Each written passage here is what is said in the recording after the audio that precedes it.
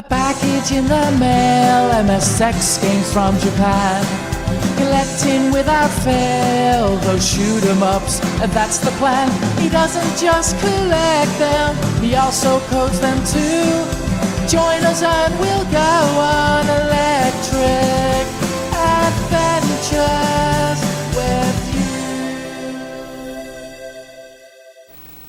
Hey YouTube, Electric Adventures here with a video response. I haven't done one of these for ages. It's actually a day off today, Australia Day. What better to watch a couple of YouTube videos from some good long-term mates on YouTube. And the last one I watched was from Interghost, doing a video response to Matropolis. And what they're looking at are the top 10 games of all time in my gaming history. So, and I'm going to do what Interghost did. So obviously there's games that I've discovered from back in the day in more recent times, but I'm going to do the games that I actually played back in the day. And it was hard enough picking 10 favourite games as it is. These top 10s are always very hard. But I'm going to do them in the order that I discovered them. That way I don't have to put them in the order of preference, because I love pretty much all of these games I'm going to show you. And it also it covers off a little bit of my gaming history as well at the same time, so double purpose. So yeah, video responses are good fun, easy to do videos, especially just find stuff in your collection, hold it up, and even if you don't have the physicals, very easy to do. So a good way to, on a nice relaxing day, to make a video. So anyway, let's go back in time to when I was at college. The computers that were around, basically I'd go to Tandy stores and play TRS-80s. I'd go to Dick Smith's, which were a chain of electronic stores in Australia, and play on the System 80, which was pretty much a clone of the TRS-80. My first year of college, all they had were teletypes, so that's basically keyboards with paper that came out, and they had one VDU, all linked to a central computer system, so not many about. And then in my second year I did physics and chemistry, and discovered that the physics labs actually had a little room with a couple of Apple II computers in it. And one of the games that I discovered there was a game called Lode Runner. Now I'm going to hold up the version that I actually played the most, which is from the MSX. So Lode Runner, show you that there, was a it's a puzzle platformer where you have to run round and you dig holes if it's to the left or right of your man, find all the little boxes, and once you've got them all, an exit will open up and you can get out. But you've got guys running after you. You can't shoot them or anything like that. You can make a hole, them fall into that hole, and if it closes up on them, they die and they go back to their original position, which is also important for solving some of the puzzle elements of it. You've got to work out how to get all of the boxes without getting touched by the guys and get out.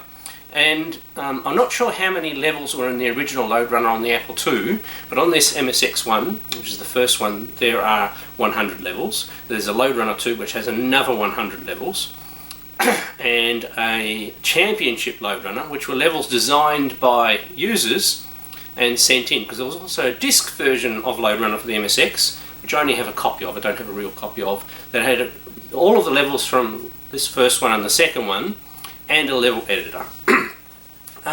Now Lode Runner is one of the games that is ported to the most systems pretty much of any other game. So I have lots of copy of Lode Runner for different things. Funnily enough, I do not have a copy of Lode Runner for the Apple II, other than on a special multi-card I have for it. But lots of nostalgia, and one of my first early games that I really got into, and I can pop a copy of Lode Runner on pretty much any system and play it and have fun nowadays. So that's also why it's in my top games. So, next, there is a little bit of conjecture about next, because the Atari 2600 was a system that I was into a lot, but I reckon these were about, this was slightly after that. And so I had to pick, I've only put one Atari 2600 game in here, and I physically got the Coleco version of it because it was easier to access. So it's another game that I own multiple copies across multiple systems, and it was really hard to just choose this one. So pretty much any Activision game on Atari 2600, Coleco or MSX, I love all those. So you're talking River Raid, you're talking Beam Rider, especially like those shoot 'em ups. But one that just pipped it, because it's got shooting elements and it's got exploration elements, has to be Hero. And this is my really nice copy of my Coleco version. The Coleco version is pretty good and a little bit more colourful than the Atari 2600, but the Atari 2600 is still brilliant. And as usual with Activision, pretty much you play Hero on any system it's been ported to, Commodore 64, Atari 8-bit, MSX, they're all pretty much the same and play really well. There's even a slightly later version for the SG-1000 which changes some of the graphics a little bit. But Hero, definitely one of my favourite games. Okay, so going to next era. So this is more when the MSX came out. And once again, these are games that I definitely played a lot when they first came out. Now this one, sadly, I never owned a physical copy of it back in the day. I just had to play this game with copies that were in stock in the store that I worked in. And occasionally got to borrow and take it home. And then later on I would have had a pirate copy of it that I loaded from disc with my 738. And it's probably one of the earliest Konami titles that I bought when I started collecting again. And it is the Goonies. And once again, it's a puzzle platformer. So you have to go and grab keys, running away from the bad guys. You've also got a gun, you can shoot them, and various pickups to make things better. You can get a higher jump and pick up health, and you've got to find the keys to unlock the gates to rescue the children.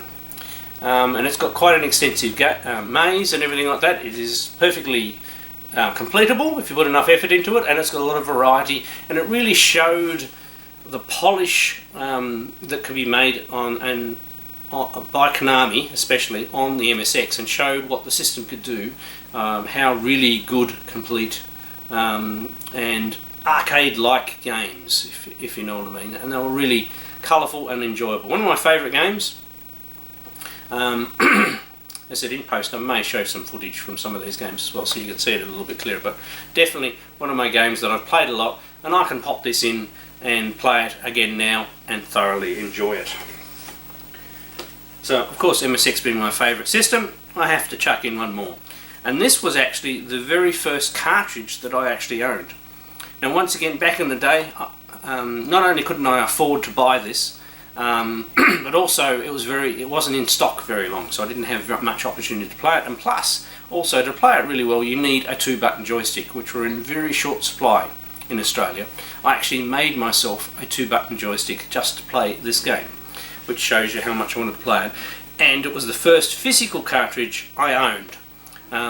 Still much later than when I played it, but yes, and it was only a loose cartridge, and I have since upgraded to a full box, and of course have the others in the series. And it's none other than Nemesis, which really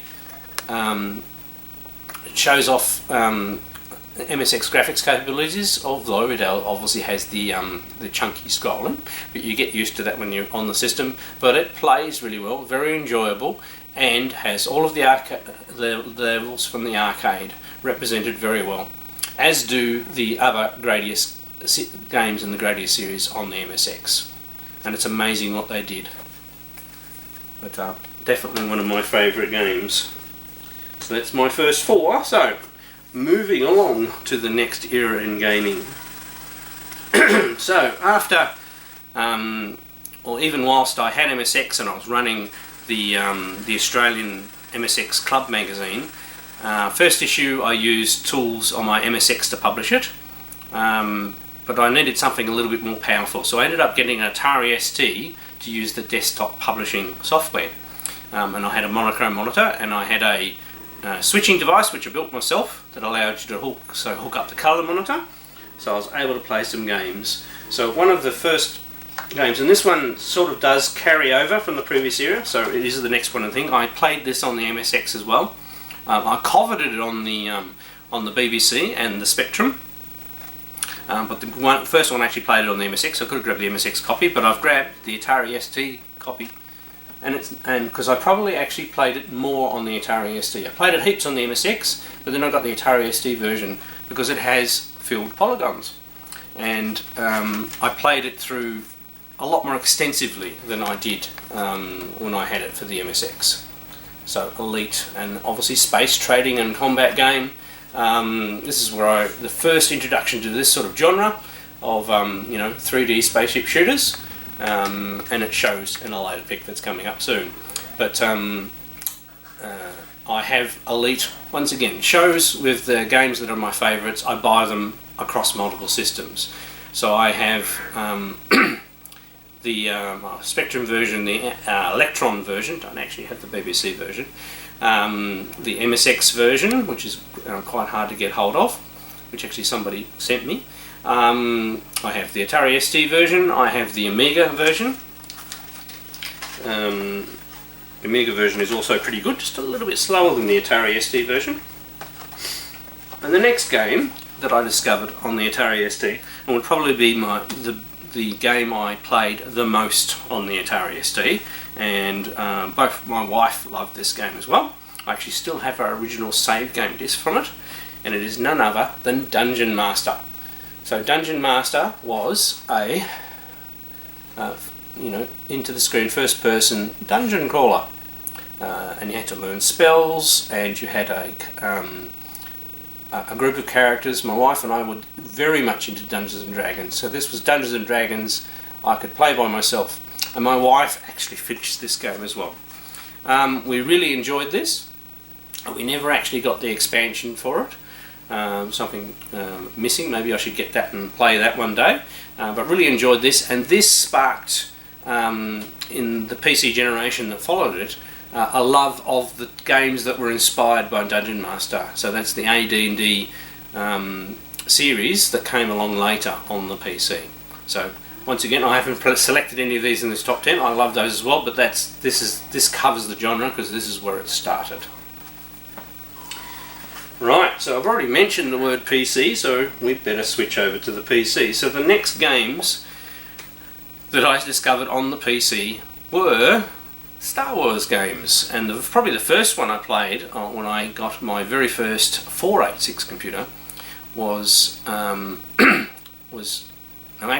lying, the game I'm holding in my hand is actually before that, so next would have been Dark Forces, but the very first game, and I played these on the 386s that I had in my shop, those 386 DX40s I think they were, AMD processors, and it was none other than X-Wing. Now I have every game in this series and have played them all, so it was obviously 3D space dogfighting and a lot of Star Wars story. I'm a very big Star Wars fanatic, so definitely one of my favourite things. The original X-Wing is really good. TIE Fighter improves it, and then you've got X-Wing versus TIE Fighter, and then the Star Wars games just kept coming after that. You had Dark Forces, you had Dark Forces 2. My love of Star Wars games continued over to the Nintendo 64. I had all of the Star Wars games for the Nintendo 64.